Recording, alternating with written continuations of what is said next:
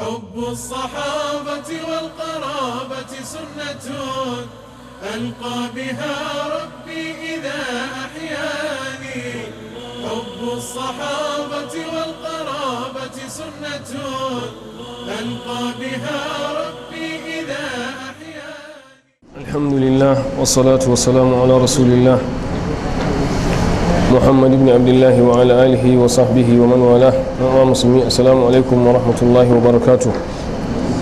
muna godiya ga Allah subhanahu wa ta'ala da ya bogare shi da ya haɗa mu a wannan yammaci na Lahadi 29 ga watan Dhul-Hijja a shekara ta 1434 bayan hijirar manzon Allah sallallahu alaihi wasallam, wanda take daidai da 3 ga watan 11 a shekara ta 2013 a lissafin miladiyya.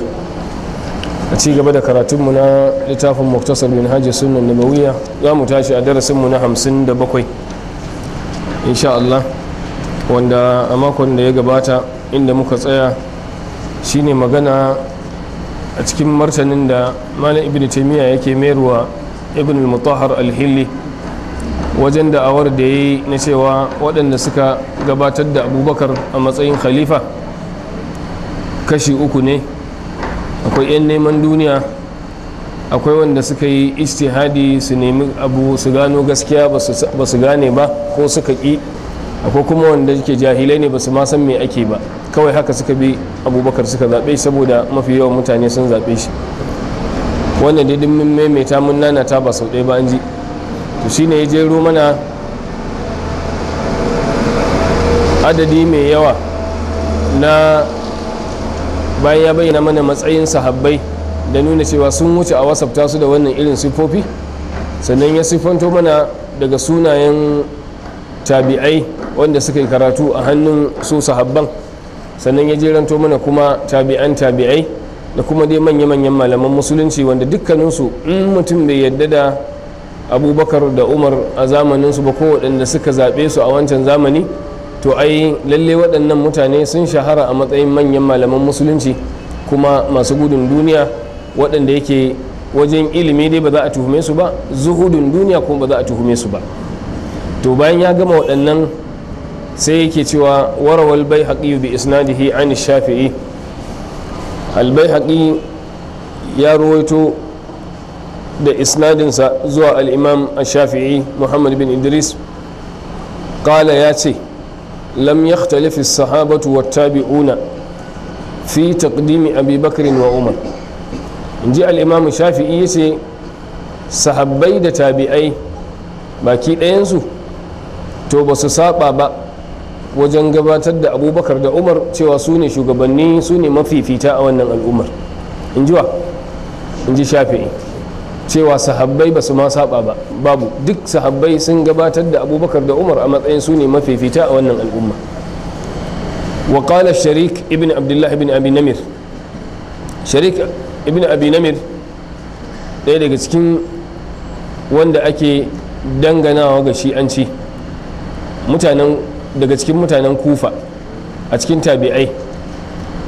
amma ya kamata mu gane in aka ce shi'anci a wancan zamanin tabi'ai, ƙarshen zamanin sahabban manzo sallallahu alaihi wasallam, tun daga lokacin da aka yi fitina da ta auku tsakanin bangarorin nan guda biyu da mashhurai, bangaren muawiya da bangaren ali radiyallahu ta'ala anhuma, tun lokacin da aka yi wannan rabuwar da aka yi, wannan suna bangaren wannan, wannan na bangaren wannan, a za ka ji ana cewa mutane ko dai a ce wani uthmani ne ko a ce alawi ne.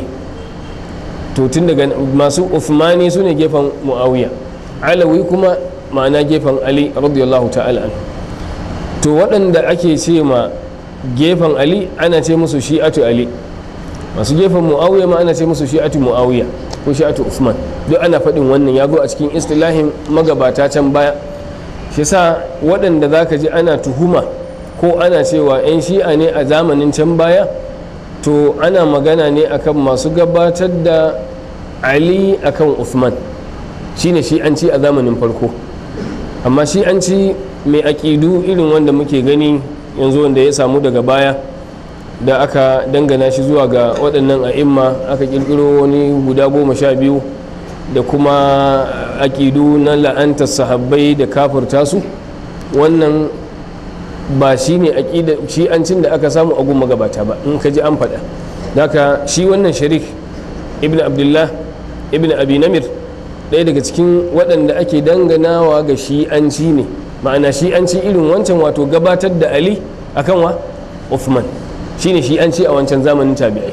Amma shi'anci rafidanci mai kafirta sahabbai, wannan ba a same shi ba sai daga baya, musamman lokacin bayan an kashe Hussein, ya zama dai wani abu da za a ambata, ana samun sa jefi can saboda dai zafin abin da ya auku a wannan lokaci. To shi wannan Sharik ibn Abi Namir ya ce, wa qala lahu qa'ilun, a lokacin wani mutumi ne ya ce da shi, ayyuma ufaddilu, abubakarin au Ali. An tambayi shi Sharik din ne, wani ne ya tambaye shi, ni kowa in na tashi ɗora fifiko tsakanin sahabbai, tsakanin musamman abubakar da Ali, wane ne zan ce mafifici? Ya tambayi Sharik. Mun ji Sharik wani iri ne, in shi'a ne irin wancan, ma'ana mai fifita Ali ne akan Uthman. faƙala lahu, sai ya ce da shi abubakar, sai abubakar ai shi ne sama da Ali, in ji shi Sharik ne.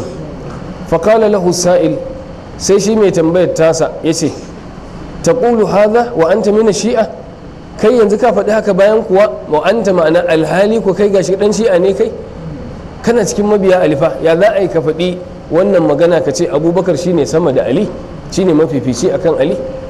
faƙala na'am, sai ce i wallah, innama shi'iyyu man yaqulu hadha, ai kawai wanda ya cancanci a ce masa dan shi'a to shine mai faɗin wannan, mai cewa abubakar shine sama da Ali, wannan shine dan shi'a na hakika, shine masoyin Ali na hakika. Kun fahimci wannan? In ji shi Sharik ibn Abi Namir. Sai ce innama shi'iyyu man yaqulu hadha, yace wallahi ku ji wani abu, yace na rantse da Allah, laqad raqa aliyun hadhihi al-a'wada, wallahi Aliyu ya hau kan wannan itatuwan, ya nuna mumbarin Kufa. A'wad yana nufin itatuwa, yana nufin mumbarin da aka gina a masallacin Kufa. Wallahi naga Aliyu ya hau kansa mumbarin nan, faƙala yana cewa, ala inna khayra hadhihi al-ummati ba'da nabiyha Abu Bakr wa Umar. Yace ni na tabbatar da naga Aliyu ya hau kan wannan mumbarin, ya ce ku saurara, mafificin wannan al'umma, wanda fi kowa alheri a wannan al'umma din ba'da nabiyha, bayan annabinta, shine Abubakar wa Umar, wato Abubakar da Umar. In ji Ali ibn Abi Talib radiyallahu ta'ala. Sai ce afa kunna naruddu qawlahu, yanzu mu ma watsi da maganarsa, maganar Ali ma yi watsi da ita, mu magoya bayansa? Shine yace babu wanda ya fi daraja sai Abubakar da Umar, ma'ana su ne gaba da kowa, to ya za a yi mai watsi da wannan magana? Afa kunna nukazzibu, shin ƙaryata shi za mu yi? Yake gaya mashi wannan mai tambayar. Yace wallahi ma kana kazzaban, wallahi Aliyu ba makaryaci bane, tunda na tabbata na gan shi ya faɗi wannan kalmar, to abin da ya faɗa gaskiya ne, mu kuma muna kansa, za mu ce Abubakar ne sama, sannan sai Umar. Don haka ashe kenan kun ga saɓanin da suke da shi a wancan lokaci, in an ce Abubakar da Umar, to wa za a ce baya? Ali Uthman za a ce koko Ali? Masu shi'ar suke goyon bayan Ali sai su ce Ali sannan Uthman, masu goyon bayan Uthman kuma su ce Uthman za a ce sannan Ali. Wannan shine shi'anci a lokacin wancan zamani. sai ce wa zakara hada alqadi abdul jabbar fi kitabi tathbitun nubuwa lahu. alqadi abdul jabbar ɗaya daga cikin malaman mu'tazilawa ne, suna cikin waɗanda suka tsara musu rubuce-rubucensu da littafansu, suka ƙa'ada musu ƙa'idojin mazhabar mu'tazilawa. na taɓa ambata mana sunansa a wani karo da ya gabata, ban sani ba ko kun tuna. a cikin littafinsa sharhul usulul khamsa yana cewa su rafidawa, domin mu'tazilawa ba 'yan shi'a bane, ta ɓangaren abin da ya shafi khilafa suna fifita abubakar, sannan umar, sannan uthman, sannan ali. yana cewa abu uthman radiyallahu ta'ala anhu, inda a ce ma'asumi ne bai taɓa yin wani zunubi ba, to da za ka tambayi 'yan shi'a meye matsayin su daga gare shi, za su ce maka kafiri ne.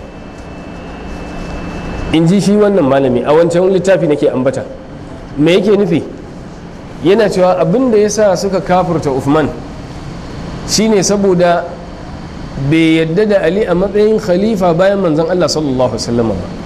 don haka ba waɗannan laifuffuka da za a ce Usman ya gabatar da ko ya fifita 'yan uwansa wajen shugabanci ko ba su wani abin duniya, wanda shi ake gaya wa mutane ko cewa Usman a wajen mulkinsa ya yi zalunci, to shine shi alƙadi Abdul Jabbar yake cewa wannan duk ba haka bane. su shi a dalilin kafurta Uthman ko ma kafin shi Abubakar da Umar da suka kafurta, dalilin kafurta su ba maganar zaluncin ahlul baiti bane, magana ce ta cewa sun zama khalifofi bayan manzan Allah sallallahu alaihi wasallama, su kuma ba su ne Ali ba. haka aqidar shi ake ne. haka yana daga cikin abin da dama ya kamata mutum ya fahimta, wanda kuma mun sha dai ambatawa, su abin da suke kallo daban, abin da al'ummar musulmi suke kallo daban, wanda suke dora mutane hukunci a kai. to ya faɗi wannan maganar shi alqadi Abdul Jabbar a cikin wannan littafi nasa mai suna tathbitun nubuwa. yace wa azahu ila kitabi Abul Qasim al-Balkhi, ya daga maganar, wato yace ya ciro ta ne daga littafin Abul Qasim al-Balkhi, shi ma ɗaya daga cikin malaman mu'tazilawa ne, allazi sannafahu, wanda ya rubuta fi naqdi ala ibn rawandi, dan shi ma ya mai da martani akan ibn rawandi. naqd nan ana nufin mai da martani, ka warware abin da wani ya ambata. to shi Abul Qasim al-Balkhi ya rubuta littafi yana mai da raddi akan ibn rawandi. ibn rawandi wani zindiki ne da aka taɓa yi a baya, zindiki mai kyamar ma addinin musulunci gaba ɗaya, amma yana cikin masu dangana kansu zuwa ga musulunci. daga cikin aƙidunsa shine bautar gunki ba kafirci bane. shi wannan ibn rawandi mulhidi ne, ba ruwan sama da addinin yaƙar musulunci suke. to yana tare da shi'a a wajen siyasa, dan shi'a ne, yana goya wa bayan shi'a da komai, amma a aƙidunsa shi mulhidi ne ma gaba ɗaya. to ya yi rubutu yana i'tiradi ga Jahiz. Jahiz shi kuma ana dangana shi ga yana da alaƙa da nasibawa, yana faɗin maganganu na aƙidun nasibawa na ƙyamar ahlul baiti. to ya rubuta a littafinsa ya wata magana na goyon bayan ko banu umayya ko makamancin wannan, sai ibn rawandi ya yi masa raddi, kai kuma Abul Qasim al-Balkhi sai ka zo kai wa ibn rawandi raddi. to a cikin wannan littafin sai ya ambata cewa alqadi Abdul Jabbar ya faɗi wannan magana cewa Sharik ibn Abdullah ibn Abi Namir ya faɗi wannan magana da ya nakalto daga Ali ibn Abi Talib cewa ya ambace ta akan mimbarin Kufa. to shine shi alqadi Abdul Jabbar yake cewa ya ciro wannan magana ne daga littafin Abul Qasim al-Balkhi, inda ya raddi ga ibn rawandi, wanda ibn rawandi shi kuma dama ya rubuta littafi ne yana raddi ga Jahiz. kun fahimci abin? don haka me yasa ibn Taymiyyah ya dauko maganganun daga waɗannan littafai ne duka na yan bid'a ne, ba ya dauko daga malaman sunna bane, ma'ana dukkan su waɗannan yan bid'a ne, amma sun yarda da wannan ra'ayi cewa Sharik ibn Abdullah ibn Abi Namir ya faɗi wannan magana cewa lalle Abubakar shine mafifici a wannan al'umma, domin kuwa ya ji Ali ibn Abi Talib da bakinsa akan mumbarin Kufa ya ambaci cewa mafifici a wannan al'umma Abubakar da Umar a radiyallahu ta'ala anhuma. da fatan ku gane. kuma dama wannan maganar Ali ya taɓa faɗarta ba wai a nan mumbarin ba ma, a gida ɗansa Muhammad ibn Hanafiya ya taɓa tambayarsa, ya tambaye shi wane ne mafifici a wannan al'umma, ya ce Abubakar thumma Umar. ya ce na ji tsoron ya ce Uthman, sai na ce sannan kai, saboda ɗansa ne. ai mun taɓa karanta wannan nassin a baya ko ba ku manta ba. yau don haka magana ce tabbatacciya daga Ali ibn Abi Talib, shi ɗin da kansa ya fifita Abubakar. to ina wani kuma yanzu zai zo ya kafirta Abubakar, ba ma zancen wai ya fifita Ali a kansa ba. da haka maganar kafirta Abubakar da Umar wata aƙida ce aslan ba ta 'yan shi'a ba ce, masu goyon bayan Ali ko masu goyon bayan ahlul baiti a can farkon zamani. wani abu ne sabo da aka shigo da shi domin a wargaza addinin Annabi Muhammad sallallahu alaihi wasallama da shi. Allah maɗauki ya tsare mu. yace fa kaifa yuqalu ma'a hadha, in ku tare da wannan maganar cewa ga abin da Ali ya faɗa da kansa, fa kaifa yuqalu, ya za a ce kuwa, ta yaya zai yiwu har wani ya zo ya ce innal ladhina baya'uhu, waɗanda suka yi mubaya'a ga Abubakar, kanu tullabad duniya, in neman duniya ne. In dai gabatar da Abubakar shine daidai kuma ita ce aqidar Ali, to don me za a ce wanda ya gabatar da shi mai neman duniya ne? Kaga kenan za a ce alim ma mai neman duniya ne kenan? Ai ba su faɗi haka ba. To shine sai yake cewa auju halan, ko kuma a ce musu jahilai ne. Yace walakin hadha wasfu ta'ini fihim. Ibn Taymiyyah ya juyo kansu sai ce kai bari ku ji, wannan cewa 'yan neman duniya ne kuma jahilai ne, ita ce siffar masu sukan Abubakar da Umar. Kun gane zancensa? Shine wasfu ta'ini fihim, shi ita ce siffar masu suka a cikin Abubakar, ma'ana masu sukan Abubakar da Umar da Uthman radiyallahu anhu.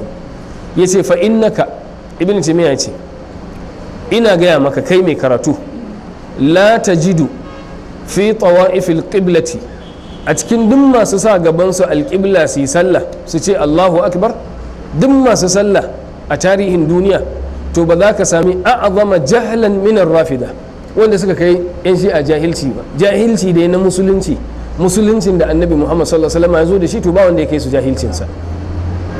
Yace wala akthara hirsan ala dunya, ko ka samu waɗanda suka fi kowa kwaɗayin duniya, yace ba ka samu wanda ya kai su ba kwaɗayin duniya.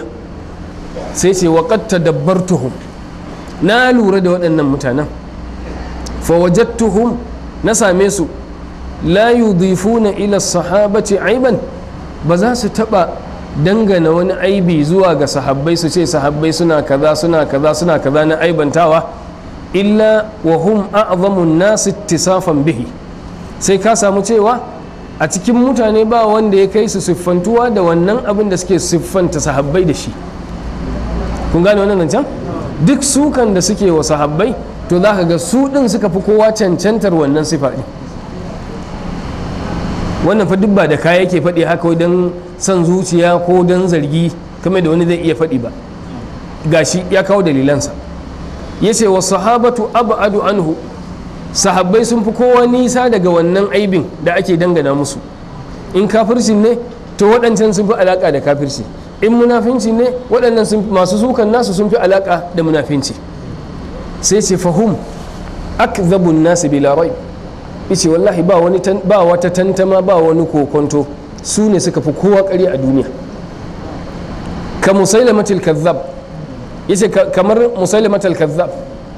Musailamatul kazzab idh qala, yayin da yake cewa ana nabiyyun sadiqun, ai shi ya faɗa ko, yace shi annabi ne na gaskiya, shi annabi ne na yaushe na me na gaskiya. A zamanin manzon Allah sallallahu alaihi wasallam kuma yake faɗin wannan zancen. Kaga ma'ana annabi Muhammad sallallahu alaihi wasallam, annabin wannan zamani da yake magana shine annabin ƙarya. Kun fahimci zancen? Musailamatul kazzab abin da ya faɗa kenan, shi shine annabin gaskiya. Yace wali hadha yasifuna anfusahum bil iman, shi yasa zaka samu masu shi'a suna siffanta kansu da imani, su ne masu imani. Wa yasifuna sahabata bin nifaq, amma suna siffanta sahabbai cewa sahabban nan munafikai ne. Me shi'a ko a zamanin yanzu yake, zai in ana zancen masu imani zai sa kansa a ciki, ana zancen munafikai ko sai ka ji ya sa maka sahabban manzon Allah sallallahu alaihi wasallam, wanda ko muminan zamaninsa shi in an kwatanta bai kai su ba. Mun fahimci wannan zancen? Amma in ya tashi su kansa so ya tafi can asali, sai ka fahimci cewa ashe abin da yake so dama ya rusa waɗanda suke tare da manzon Allah sallallahu alaihi wasallama, ba su kadai ba, a'a saƙon manzon Allah sallallahu alaihi wasallama shine abin hari a wurinsa. Ban sani ko kun fahimci wannan. A maganar cewa suna tuhumar sahabbai da munafinci tana nan ƙuru-ƙuru a cikin littafansu. Ba mu taɓa la'alla magana da wani littafin ba a nan ko? Ban taɓa zuwa da shi ba, ina tsammani a nan dai. Wannan shine littafin al'anwar annu'umaniya, daga shi sai wanda muka saba zuwa da shi ɗin can biharul anwar. wajen cin mutuncin sahabbai da faɗin maganganu marasa kyau a ciki. Akwai waɗanda duk yadda muke so mu faɗi wani abu, wani za ka ji kunyar ka faɗe shi. Allah maɗauki ya sauke. To daga cikin inda yake maganar tuhumar sahabbai da munafinci a wannan juz'i na 1 na wannan littafi, juz'i na 1 gashi bari mu faɗo mana bugun mu'assasatul a'la ko al'alami lil matbu'at, shi ma bugun Beirut a Lebanon, wanda ya yi aiki a kansa, ya yi masa muƙaddima, ya yi ta'aliki, shine Muhammad Ali al-Qadi al-Tabatabai. Shi wannan Ni'matullahi al-Jazairi tsakaninsa da Muhammad Baqir al-Majlisi wajen mutuwa shekara ɗaya ne kawai. Majlisi ya rasu 1111, shi kuma 1112. wannan shine Ni'matullahi al-Jazairi. Jazairin da ake dangana shi zuwa gare shi ba Algeria bane, karka ce ko Algeria, ba mutumin Algeria bane. Aljazira wani area ne a cikin Iran, to wanda aka haifa a nan area suna ce masa Aljazairi. Yawwa, jazira ta cikin Iran ne. To shine wannan mutumin yana magana akan wai meye da ake ta cewa ana ta kawo maganar Uthman ya auri 'ya'yan manzan Allah sallallahu alaihi wasallama guda 2 mata. Ya ce duk wannan ai ba wani abun faɗa bane, ba wata falala ba ce. Sai ce domin wa qad ikhtalafa al-ulama'u li ikhtilafi riwayati, malamai sun saba gwargwadon sabanin riwayoyi fi dangane da annahuma, cewa su waɗannan matan guda 2 Zainab da Ruqayya kai da Ummu Kulthum, yawa Ruqayya da Ummu Kulthum, wanda su ne mata guda 2 da Sayyidina Uthman radiyallahu ta'ala an ya aura daga cikin 'ya'yan manzon Allah sallallahu alaihi wasallam, 'ya'yansa nasa na cikinsa, ba agola ba kamar da su suke so su faɗa.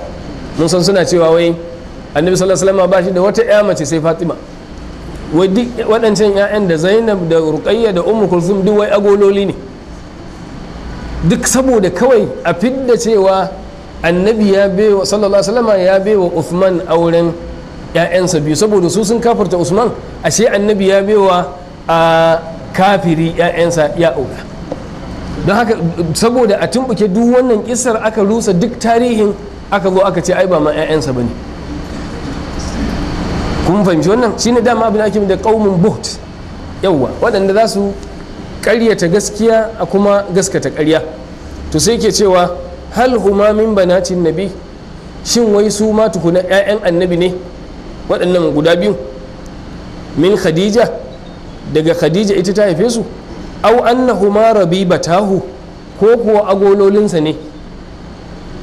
Min ahadi zaujaiha al-awwalaini, wato daga ɗaya daga cikin mazajenta na farko ita Khadija radiyallahu ta'ala anha.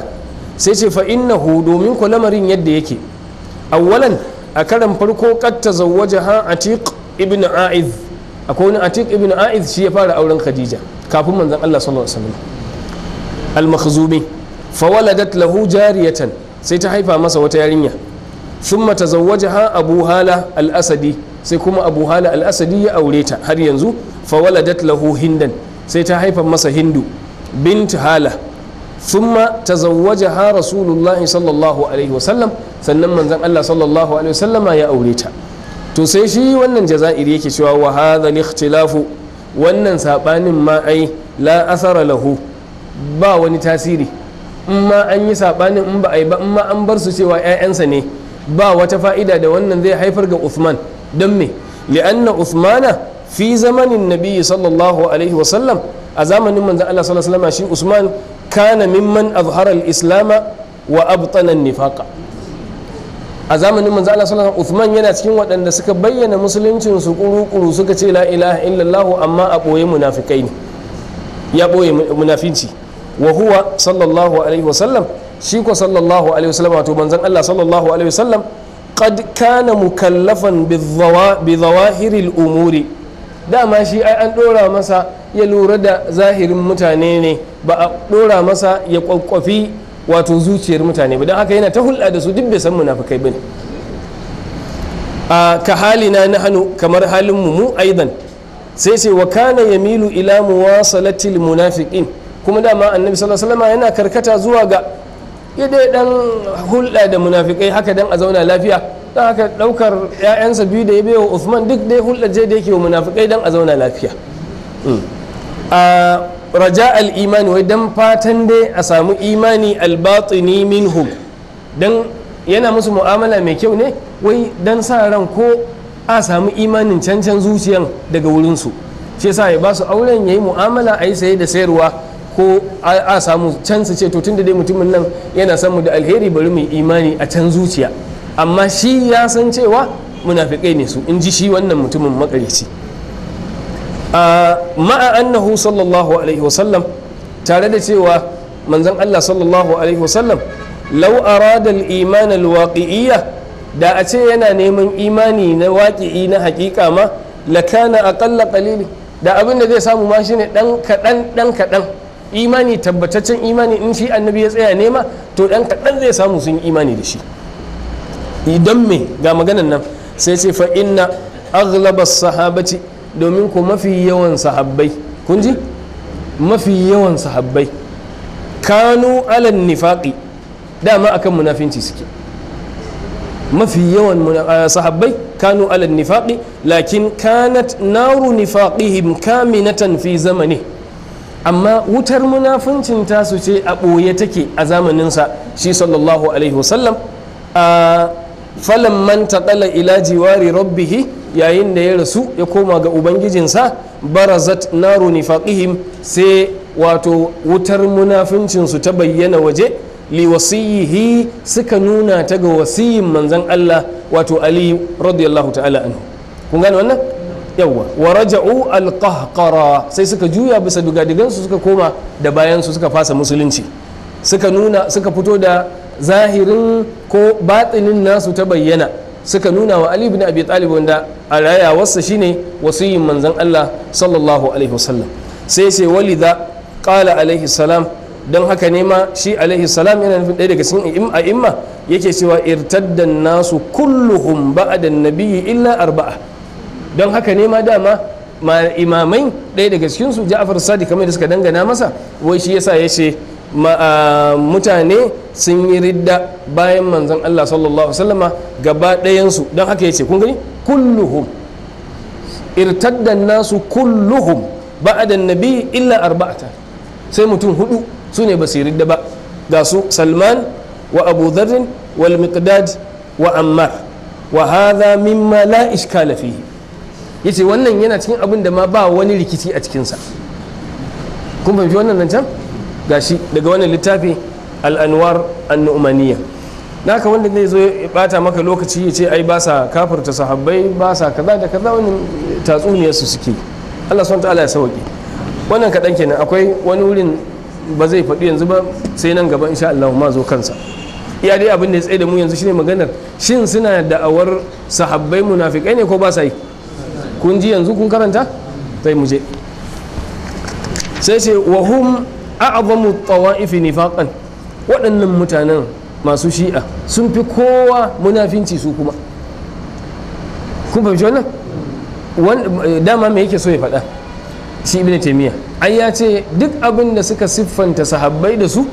ko da shi sai ka samu cewa su suka fi sahabban cancantar wannan sifa din in sun ce musu kafirai to ka zo ka duba sun fi kowa kafirci in sun ce musu munafikai to sun fi kowa munafinci kamar yadda musailamatul kazzab da ya tashi tuhuma bai tuhumi kowa ba sai wanda ya fi kowa gaskiya a duniya ko ba haka bane shi cewa ya shine annabin gaskiya kaga kenan manzon Allah sallallahu alaihi wasallam shine annabin ƙarya kaga nan ya tuhumi manzon Allah shi ya fi kowa gaskiya a duniya ba halicci ma wanda ya kai shi gaskiya ba to wannan shi yasa yake cewa haka siffar su take kamar yadda musailama yake su ma haka suke in suka tashi mummunar sifa za su siffanta mafi kyawun mutane mafi imanin mutane sai su siffanta shi da munafinci ko kafirci to za ka ga cewa wannan abin da suka tuhume su da shi su suka fi cancanta da irin wannan sifa din ta munafinci da kafirci sai ce su ne a'azamu at-tawa'ifi nifaqan a cikin al'ummomi ko kungiyoyin musulunci baki daya ba wanda ya kai su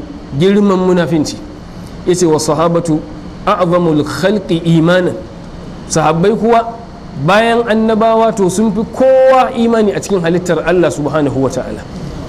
To sai ce wa amma qauluhu, wannan kun gane ta. To sai gaba sai ce wa amma qauluhu, amma fadin sa da yake cewa wa ba'dhum talabal amra li nafsihi bi haqqin, wani kuma ai kun san ya kasa mutane kashi nawa ne asali can baya? A'a, asalin can farkon zancensa kashi 4 ya hada ya kasa, sai ya ce sahabbai gaba ɗayansu kashi 4 ne bayan rasuwar manzon Allah sallallahu alaihi wasallam. Kashi 3 na farko su ne waɗancan da suka yi mubaya'a ga abubakar, su ne ya kasa kashi 3, da yan neman duniya da waɗanda suka yi bincike su gane gaskiya ba ko suka bi son rai, da kuma waɗanda yake jahilai ne ba su iya ma binciken ba. To duk wannan kashi 3 nan na waɗanda suka gabatar da abubakar ne. Wanne ne kashi na 4? shine sai ke cewa wa ba'dhum, ga su zai kawo mana, talabal amra li nafsihi, wasu kuma ko wani daga cikinsu ya nemi lamarin nan yana nufin me? Shugabanci. Ya nemi shugabancin li nafsihi ga kansa, bi haqqin, bisa cancanta, ya nema kuma ya cancanta. Wa baya'ahu al-aqalluna, kuma sai yan kaɗan ne kawai suka yi masa mubaya'a. A'radu anid dunya wa zinatiha, sun kau da kai daga duniya da kawar duniya, ba ruwansu da duniya da adanta da abin da yake cikinta, ba ruwansu da shi. Walam ta'khudhuhum fillahi lawmatu la'imin, kuma zargin mai zargi bai kama su ba dangane da lamarin Allah. Bal akhlasu lillah, amma sun tsantsance addininsu, sun yi ikhlasi domin Allah. Wattaba'u ma umiru bihi, kuma sun bi abin da aka umarce su da shi, min ta'ati man yastahiqqu at-taqdima, suka yi da'a ga wanda ya cancanci a gabatar da shi. Wa haythu hasala lil muslimina hadhihi al-baliyya, yayin da wannan bala'i mummuna ya samu musulmi, wajaba ala kulli ahadin an-nadaru fil haqqi wa i'timadul insaf, wajibi ne akan kowane mutum yayi bincike ya gano gaskiya, ya kuma dogara ga adalci. Wa an yuqirra al-haqqa maqarrahu, kuma ya tabbatar da gaskiya a matabbatatta inda take. Wala yazlima mustahiqqahu, kada kuma ya zalunci wanda ya cancance shi. Wannan duk maganar waye? Ibn al-Mutahhar dan Shi'a shi ne yake faɗin wannan, kada ya zalunci wanda ya cancanci haƙƙi. Faqad qala ta'ala, Allah fa yana cewa ala la'natullahi ala zalimin, ala ku saurara, lalle tsinuwar Allah ta tabbata ga azzalimai. To wannan maganarsa ce. Ibn Taymiyyah ce fa yuqalu lahu, to abinda zamu ce masa a amsa shine, awwalan da farko dai, qad kana alwajibu an yuqal, abinda yake wajibi a faɗa shine a ce, lamma dhahaba ta'ifatun ila kaza wa ta'ifatun ila kaza wajaba an yunzara ayyul qawlaini asah. Yace abinda ya kamata a ce, in dai bin maganar masu binciken ta masu hankali ne, sai a ce yayin da wata kungiya ko wani bangare ta tafi zuwa ga ra'ayi kaza, wata kungiyar kuma ta tafi zuwa ga ra'ayi kaza, aka ga an samu ra'ayi biyu ko, to abin da ya wajaba ai shine me, sai a yi bincike ayyul qawlaini asahu, a cikin da'awar guda biyu, bangarorin guda biyu da wannan ya can wannan ya nan, wanne ne yafi gaskiya, wanne ne yafi inganci. Fa amma idza radiyat ihda ta'ifataini, amma idan kungiya ɗaya ta yadda bittiba'il haqqi, cewa ita ta bi gaskiya, wal ukhra ɗayar kuma bittiba'il batil, ta yadda da cewa ƙarya ta bi, fa in kana hadha qad tabayyana, in dai har wannan abun ya bayyana a ran da aka yi wannan abun, ga masu gaskiya an san su ne da gaskiya, ma ga masu barna an san su ne da barna, fala hajata ila nazar, ba buƙatar bincike, balantana ka zo ka tuhumu wani cewa bai yi bincike ba. Kun gane zancen? Yawwa. A fala hajata ila nazar, wa in lam yatabayyan ba'du, in ku har yanzu bai bayyana ba, lam yuzkar hatta yatabayyan, to ba za a ambace shi ba ma har sai ya bayyana. Ba buƙatar ka zo ka ce wasu sun yi bincike wasu sun ƙi, muddin dai ka ce wasu sun bi gaskiya, ashe an san akwai gaskiya, ka ce wasu sun bi ƙarya, ashe an san an bi ƙarya. Don haka ka zo ka ce wani bai bincike bai ce wannan duk ɓata lokaci ne. Wannan farko kenan. Wai qalu lahu thaniyan, karo na biyu kuma yace za a ce da shi, qaulu ka faɗin ka da kace innahu talaba al-amra li nafsihi bi haqqin wa baya'ahu al-aqallu, wannan maganar da kace wai ya nemi shugabancin ga kansa kuma bisa cancanta akan cewa shine mai gaskiya, wa baya'ahu al-aqalluna, kuma yan kaɗan suka yi imani suka yi masa mubaya'a, yace kadhibun ala ali, yace wallahi wannan ƙarya kake wa ali, inji ibn taymiya, yace wannan ƙarya ce ake wa ali radiyallahu ta'ala anhu, fa innahu lam yatlub al-amra li nafsihi, domin ko bai nemi lamarin ga kansa ba fi khilafati abi bakrin a zamanin khalifancin abubakar wa umar wa uthman, da umar da uthman duk ba a taba samu, ana ga mana wannan a baya, ba wanda zai kawo maka magana tabbatacciya ali ya je gun abubakar radiyallahu ta'ala anhu yace ya abubakar ni fa baka sani ba, ko kuma ka sani ka take gaskiya, ni fa annabi ya mun wasiya, ko ya ban takarda ko kuma ya yi wasiya a gaban kowa da kowa cewa ni ne khalifa, don haka tashi sauka ka bani wuri. Ko wannan abin yana maganar rashin fitowar ali ya nemi wannan abin fa wallahi ya ruguza harkar addinin shi a kwata-kwata, ya rusa shi tun daga farko foundation babu shi, inda za ku fahimci wannan abin.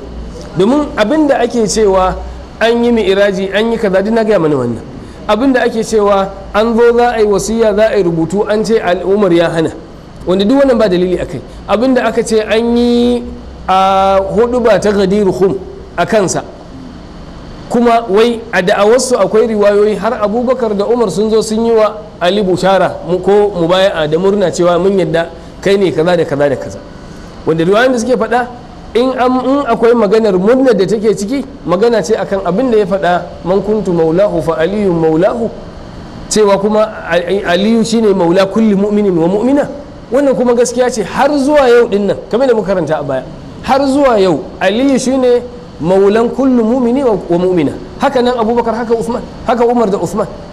Ma'anan maula anan abin jibinta abin so, shi yasa suka gaya masa kai amanan daraja da ka samu babba ce, cewa Allah maɗaukaki ya ambaci cewa ko annabi sallallahu alaihi wasallam ya faɗi cewa kai ne maulan kowane mumini, wani abun alheri ne. Amma wannan ya nuna gaba ɗayan sahabbai ba su fahimci waccan magana ta annabi a matsayin khalifa yake so ya sa ba, to wannan shine laifin sahabbai, aka kafirta su. Kun fahimci wannan dalilin da yasa suka ce sahabban nan sun kafirta kenan, saboda su sun gamsu cewa waccan magana ta Ghadir Khum kuru-kuru take akan maganar khalifanci, tunda ko suka zo bayan annabi ya rasu sallallahu alaihi wasallama ba su dora ali ba, suka dora wani, to sun kafirta baki ɗaya, sun yi watsi da a maganar manzan Allah sallallahu alaihi wasallam. Wannan ita ce faƙi da shi'a, kun gane wannan? To aliyu radiyallahu ta'ala anhu zaman da ya yi ƙarƙashin abubakar, in wancan abin nan wasiya da gaske akwai ta ko a rubuce, ko kuma wannan maganar ta Ghadir Khum haka ake nufi da ita, da ali sai ya zo ya samu abubakar, wai kai ka manta abin da annabi ya ce ne ran 18 ga watan Dhul-Hijja da yana dawa daga aikin hajjin ban kwana, ya yi hudu ba ya ce ni ne kaza da kaza, bai faɗi wannan ba fa. Idan bai faɗi wannan ba, yanzu za mu tuhumi ali da cewa ya san gaskiyar aƙidan nan ta khalifanci ta imamanci, wadda saboda ita aka kafarta al'umma, ya ɓoye ta ya yi shiru bai bayyana ba, aka ga ba za a tuhume shi da wannan ba. In ka ce tsoro yake ji ka tuhume shi, in ka ce taƙiyya yake yi shi ma ka tuhume shi, in ka ce wai son zaman lafiya ne yasa, to ashe kenan wannan rukunin na addini ba rukunin addini bane. Annabi sallallahu alaihi wasallama rukunin addini a wurinsa shine tauhidi, bai kasa faɗin la ilaha illallah ba a makka abun kafirai, a ka'aba zai faɗi ya ce ƙulu la ilaha illallah, bai taƙiya ba. Abu zarrin bai taƙiya ba, ran da ya musulunta ya zo filin ka'aba ya ce ashhadu an la ilaha illallah wa anna muhammadur rasulullah, aka masa duka sai da ya suma, aka kai shi gida, washe gari ya sake dawowa, ina taƙiya ana a lokacin ma 'yan kaɗan ne. Dan mai ali zai taƙiya ga waɗanda har ya ɗauki yarsa ya bashi aure, wannan abin masu hankali ba su ɗauke shi ba, ko ba haka bane? To wannan shine abin da ke so ku gane, sai ke cewa fa yuqalu lahu thaniyan ko qauluka innahu talaba al-amra li nafsihi bi haqqin wa bay'ahu al-aqallun, yace kadhibun ala ali fa innahu lam yatlub al-amra li nafsihi fi khilafati abi bakr wa umar wa uthman, wa inna ma talabahu lamma qutila uthman wa buyi'a. Ya nemi lamarin ne kawai na shugabancin a zo a yi masa mubaya'a lokacin da aka shi uthman, kuma aka yi masa mubaya'a kun gani lokacin da aka ce Uthman an yi rikici ma akan cewa Ali ne khalifa, farkon lamari ba a yi ba, an yadda kowa ya yadda shine khalifa. Mutanen Sham ne Muawiya yake cewa a'a su a ganin su bai dace ba a yi masa mubaya'a har sai ya kama waɗannan 'yan tawaye da suka kashe Uthman. Shikenan sai abu ya koma ya juya rikici, amma karan farko duk al'ummar musulmi sun yadda Aliyu ne khalifa, saboda me lokacinsa kenan shine kuma lokacin da ya dace. Da fatan mun gane wannan. Da haka wato gaskiya aqidar shi'a ba aqida ce da hankali zai karbe ta ba. Yawwa duk yadda za a mata ado da wani zance da wasu kissoshi duk ƙarya ne, babu wannan magana. Addinin manzon Allah sallallahu alaihi wasallam kuru yake, ba wannan ne abin babban abin da yafi komai a rayuwar musulunci, a Qur'ani, a sunnar manzon Allah ba sallallahu alaihi wasallama, da za a zo a tattara komai ya koma kansa. Wannan samsam ba haka bane. Amma mutumin da bai karanta musulunci ba cikin sauki zai karbi wannan ya kuma jinjina masa ya ce zai iya ma mutuwa akai. Yace wahina idin, to a wannan lokaci kuwa yace fa aktharun nasi kanu ma'ahu, a wannan lokaci mafi yawan mutane sun kasance tare da Ali radiyallahu ta'ala an, lam yakun ma'ahu al-aqallun, ba yan kadan ne tare da shi ba. Wa qad ittafaqa ahlus sunnati wa shi'a, kai da ahlus sunna da shi'a sun yi ittifaqi ala anna aliyan, akan cewa Ali radiyallahu ta'ala anhu lam yad'u ila mubaya'atihi, cewa bai kira kowa ya zo ya masa mubaya'a ba fi khilafati Abi Bakr, a zamanin khalifancin Abubakar wa Umar wa Uthman, wala baya'ahu ala dhalika ahadun, kuma babu wani mutum ɗaya da ya koma gefe ya je mubaya'a ga Ali. Shi wannan makarecin ai kun ga ya ce wai wa baya'ahu al-aqalluna, yan kadan sun masa mubaya'a, ko a ina aka yi mubaya'a? To shine Ibn Taymiyyah ya ce da ahlus sunna da shi'a a littafansu kakab duk sun yadda da wannan, cewa a zamanin Abubakar shekara nawa Abubakar yayi a matsayin khalifa? 2 da 'yan watanni. Da zamanin Umar shekara nawa? 10 da ɗan ƙari. A zamanin Uthman shekara 12 da kwana 12. Wannan abin nan kwanakin gaba ɗaya shekara nawa kenan ka haɗa su? Shekara 24. A shekara 24 nan an haifi yara sun girma, sun yi imani, sun mutu a wannan tsakanin, ko sun yadda da abin da manzon Allah sallallahu alaihi wasallam ya bari a matsayin musulunci. Ba su taɓa jin labarin Ali ya zo gun Abubakar ya yi da'awa, ya zo gun Umar ya yi da'awa, ya zo gun Uthman ya yi da'awa cewa ku sauka ku bani ba a yi ba. Su ma shi an ba su faɗi ba. Shi yasa in aka tambaye su me yasa Ali ya zauna ƙarƙashin Abubakar da Umar da sai su ce ai ka san baya son tashin hankali. Allah an masa annabi ne ya ce masa kar ka raba kan al'ummata, ka yi haƙuri, azzalumai ka bari sai sun ƙare. Ku tuba ku gani. Shine za mu zo kan wannan magana har Ibn Taymiyyah ke cewa yanzu Aliyu za a tuhuma da wannan cewa wai kar ya raba kan mutane. To lokacin da aka kashe Uthman da mutanen Sham su Muawiya suka ƙi masa mubaya'a, a nan kuma da ya zare takobin aka yi yaƙi aka kashe al'umma da yawa a cikin musulmi, shi kuma me aka yi a nan wurin? Nan an raba kai ko ba a raba kai ba? An raba kai. Kaga mu kuma ba za mu tuhumi Ali cewa nan shi ya raba kan mutane ba. In wancan hankalin da shi za a auna irin waɗannan abubuwan, to zagi ne ga Ali a ce ya zauna ya yi shiru, wai an ce kare raba kan mutane ne shi yasa ya yi shiru, amma lokacin da ya samu mulki shikenan kuma sai ya yi wannan tuhuma ce ga Ali. Allah maɗauki ya sauwaƙe. Shi yasa maganar Ibn Taymiyyah wallahi gaskiya ce dangane da shi, a ce kamar da kai yake nakalto daga Sha'abi, yace waɗannan mutane kai shi kai ya faɗa cewa in ana zancen riwaya sun fi kowa ƙarya. Yanzu za su ƙirƙiro ma komai su ce haka aka ce. Allah ma za a masa ƙarya, gashi an canza hadisi, ayoyi, nassin aya a canza. Kuntum khaira ummatin, aka ce kuntum khaira a'immatin, haka yake a cikin nasoshi da suka faɗa, suka ce haka aka saukar. Irin wannan suna nan da yawa. Kaga wannan ƙarya ce aka yi wa Allah. In kuma aka zo zancen hankali, to za su faɗi abin da duk raunin mai hankali ba zai iya karɓa ba. Mahaukaci in aka yi masa siffanta masa maganar shi'a aka ce ga yadda line of reasoning ɗinsu, wala zai ce wannan mutanen ba su da hankali, mara hankali kenan. To Allah maɗauki ya sauwaƙe, Allah ya ba su hankali, Allah ya ba su ilimi, Allah ya sa su koma kan hanyar manzon Allah sallallahu alaihi wasallam, wadda yake ita ce kuma hanyar ahlul baiti. To mu je sai ke cewa yawa ɗaya gefen da ba mu karasa ba, ya ce ba a samu kuma wani wanda ya zagaye ya yi mubaya'a ga Ali ba. Wannan shi ma babu.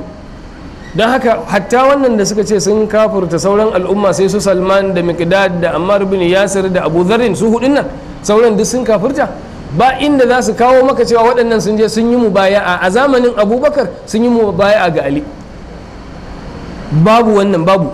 Haka nan zamanin Umar a shekara 10 da ya yi da ƙari ba a zo an gansu cewa sun koma gindin Aliyu ko a zamanin Uthman ba, wannan maganar babu ita. Allah maɗauki ya sauwaƙi.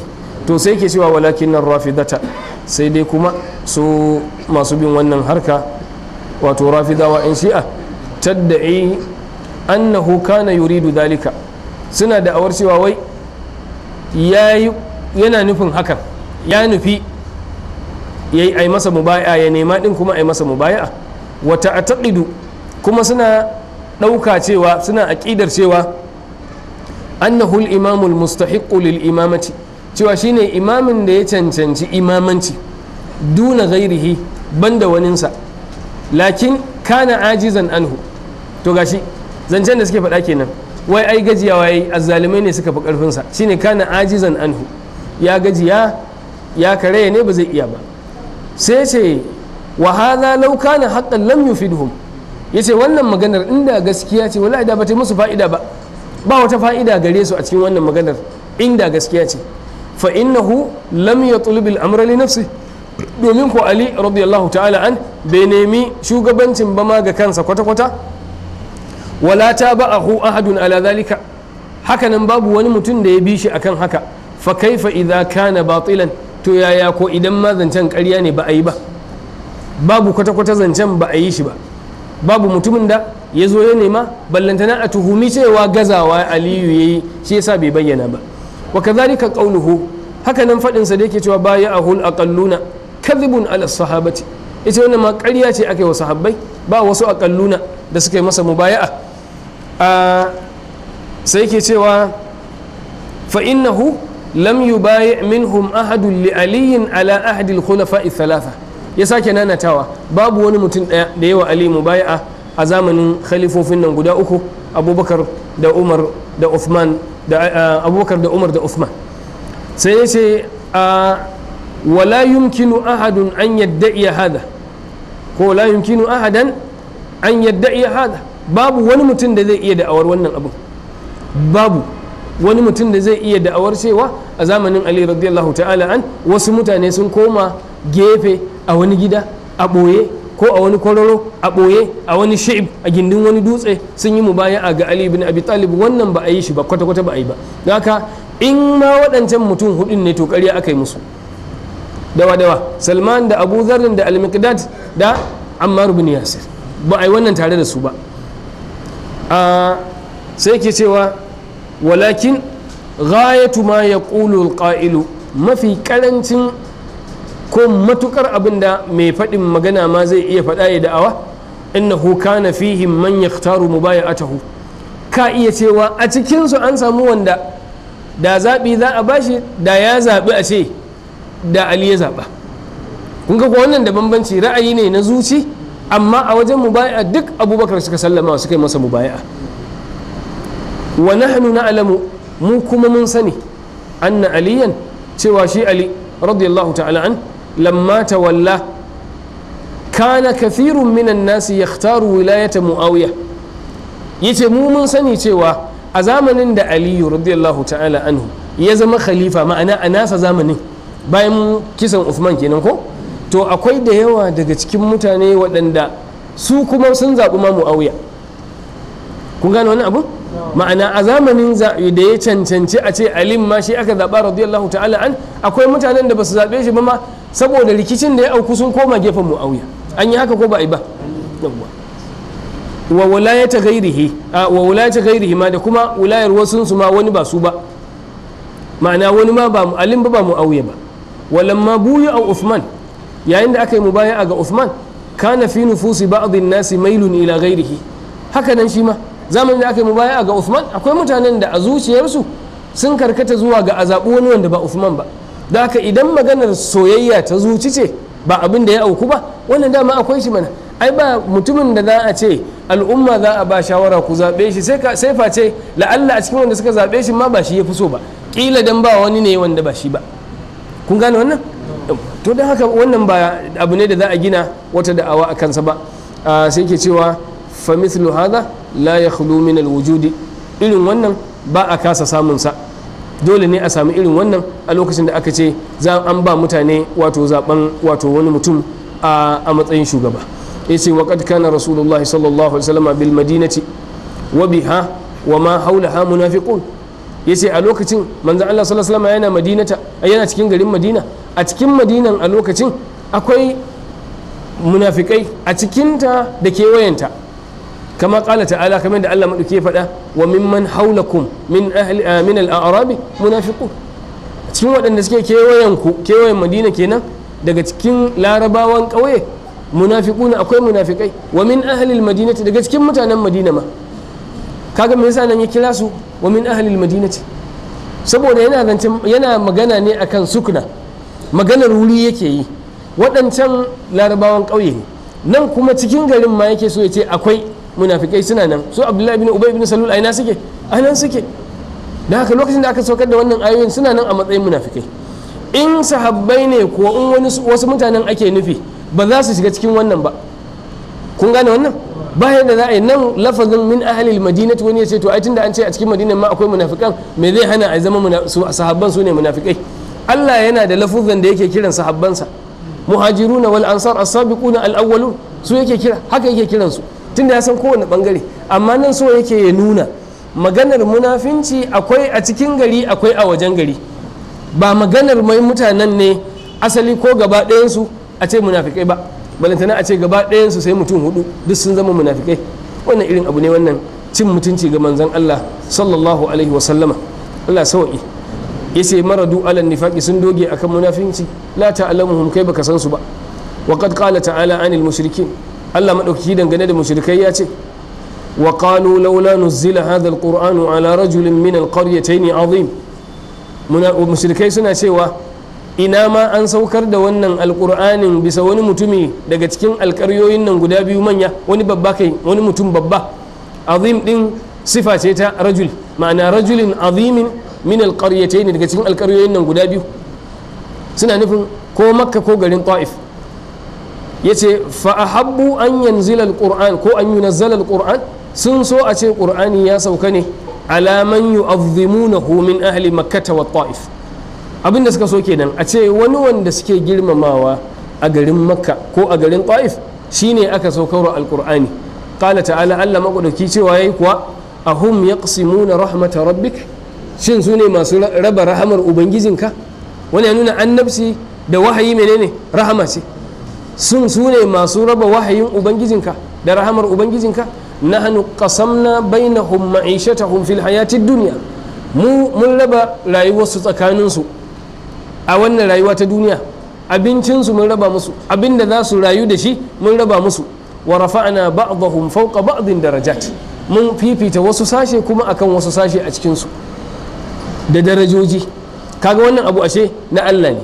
wa amma wasfuhu li ha'ula'i bi annahum alladhina a'radu 'anid dunya wa zinatiha, amma siffanta waɗanda wai yace su suka yi mubaya'a ga Ali da cewa sun bijire wa duniya, ba ruwansu da ita, sun kauce wa ƙawa ta duniya. wa annahum la ta'khudhuhum fillahi lawmatu la'in, kuma cewa zargin mai zargi baya taba su, baya kama su. yace fa hadha min abyanil kadhib, wannan a cikin ƙarya da tafi bayyana a duniya, ta wannan tafi kowace bayyana.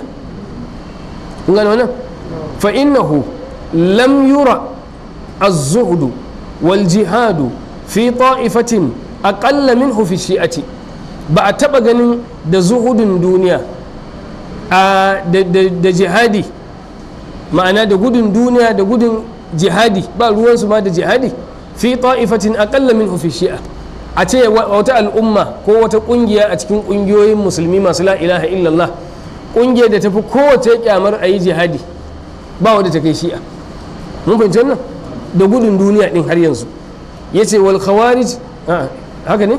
yace wal khawarijul mariquna kanu azhada minhum, yace wallahi khawarijawa masu fita ma daga addinin da annabi sallallahu alaihi wasallam ya siffanta mana, yamruquna min ad-dini, ko suna fita daga addini kamar yadda gashi yake fita ko kuma kibiya take fita daga abin da aka jefa, ko ma'ana abin hari da aka kai ma hari, yadda za a zare haka za su fita.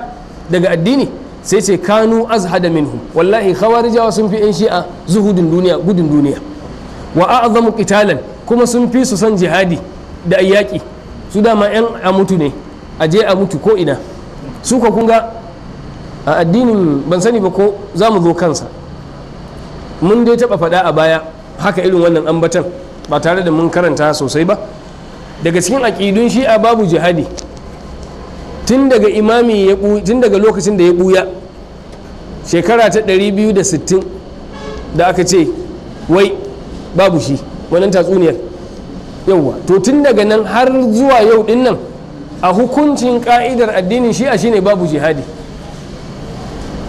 ba jihadi sai da imami, ba sallar juma'a sai da imami. Sai da wannan daular da aka kafa ta 1979 a Iran ita ce ta dawo ta wilayatul faqih, ita ce ta dawo da waɗannan abubuwa, amma da kafin wannan babu, ba ruwansu la juma'a la zancen masu yaƙi kafiri, babu, ba a cikin abin da suke sai da imami. Allah sauki. Wato ya jama'a wallahi wannan harka ce ta khurafa, ta tatsuniya, ta mutane marasa sanin ilimin addini da nutsuwa da bin qur'ani da fahimtarsa duk babu. Amma kasancewar a kasashen yamma sun taimaka musu sun kafa daula, shikenan aka yi karfin da ake ta yada wannan abu har ya zama abin shubuha ma da za a yi ta damuwa da shi. Allah subhanahu wa ta'ala ya sauke mana, Allah ya shirye su. Ina ne muka tsaya? Sai ce hatta yuqal, to lokacin tsayawar dole yayi ko yace hatta yuqala fil mathal hamlatun kharijiyatun wa hurubuhum ma'a juyush bani umayya wa bani al-abbas wa ghayrihima bil iraqi bil jazirati wa khurasan wal maghrib wa ghayrihima ma'rufa. ma'ana hamla kharijiyya, ma'ana zaka ji ana cewa ai akwai wata tawaga, hamla kaman campaign, ma'ana tawaga masu fitowa domin yaƙi daga yan khawarijawa da kuma yaƙe-yaƙen su, a ce ai wasu khawarijawa sun yaƙi a wuri kaza, hakanan khawarijawa an tafi tawaga tasu rundunar su ta je ta yaƙi kaza da kaza, da kuma ma'a juyushi bani umayya, da yaƙin da suka yi da rundunonin banu umayya wa banil abbas, da kuma rundunonin banul abbas wa ghairihima bil iraqi, da wasunsu a iraqi da jazira da kuma khurasan da maghrib da wasu wuraren dai ya ce ma'arufa, duk an sani sun yaƙi a wuri kaza, sun yaƙi a wuri kaza khawarijawa. Wa kanat lahum diyarun yatahayyazuna fiha la yaqdiru alaihim ahad, har suna da gidaje da kasashe da eriyoyi da suke zama su buya a ciki ba mai zuwa wurin su. Khawarijawa duk an samu wannan, saboda me? Masu son jihadi ne. Amma shi'a ba a samu wannan agunsu ba a samu irin wannan gudun duniya da son jihadi ba. Dole mu tsaya anan, darasi na gaba insha Allah ma dora akan inda yake cewa wa amma shi'atu fahum da'iman maghlubuna maqhuruna munhazimun. Allah madaukaki ya kara mana fahimta, ya tabbatar da mu akan wannan addinin na annabi Muhammad sallallahu alaihi wasallama, wanda yake cikin alqur'ani, wanda kuma yake cikin littattafan hadithan manzo sallallahu alaihi wasallam, da kuma fahimtar sahabbai da ahlul baiti. Allah tabbatar da mu akai har zuwa ƙarshen rayuwarmu. Wa akhiru da'wana anil hamdulillahi rabbil alamin wa sallallahu wa sallama wa baraka ala nabina Muhammadin wa ala alihi wa sahbihi ajma'in. Subhanakallahumma wa bihamdik nashhadu an la ilaha illa ant nastaghfiruka wa natubu ilaik.